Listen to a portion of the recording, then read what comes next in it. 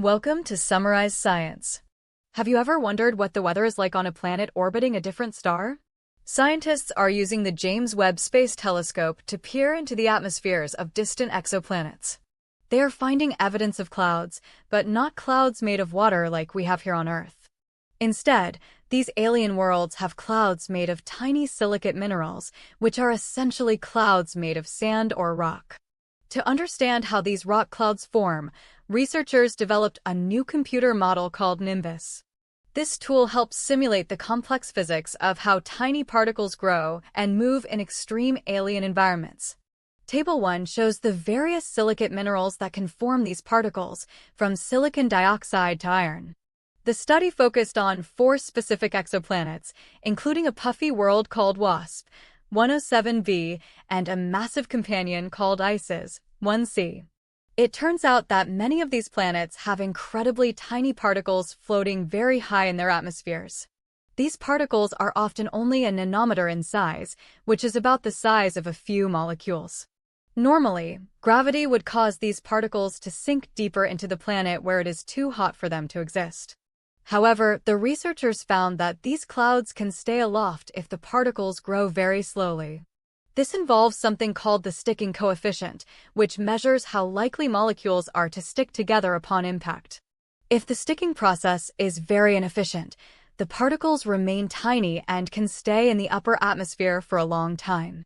The team also used another model called Virga to compare different ways clouds might settle and diffuse. For planets like VHS 1256b, they found that a two-population approach was necessary to fit the data. This means there might be a thick base layer of clouds and a separate, thinner layer of tiny particles stretching much higher. This research helps explain why some planets show strong silicate signatures while others have muted features. The study also looked at how atmospheric mixing, like giant space winds, helps replenish the cloud material from below. They identified different regimes where either particle growth or gravity dominates the cloud structure. Some planets are accretion-dominated, meaning their clouds form and grow very efficiently at the base. Others are nucleation-dominated, where new particles are constantly being born in the upper layers. Understanding these details is crucial for interpreting the light we see from these far-off worlds. The paper suggests that looking at a broad range of light colors, from infrared to visible, is the best way to solve these mysteries. It shows that even small changes in chemistry can lead to massive differences in what a planet's sky looks like.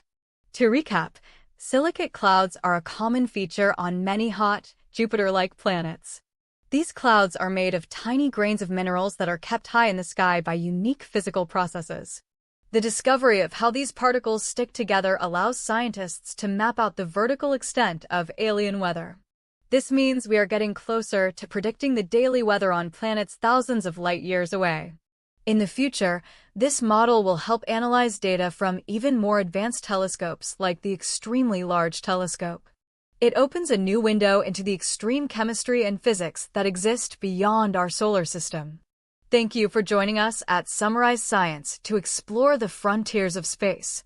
Keep looking up, because the universe is full of surprises waiting to be modeled and understood.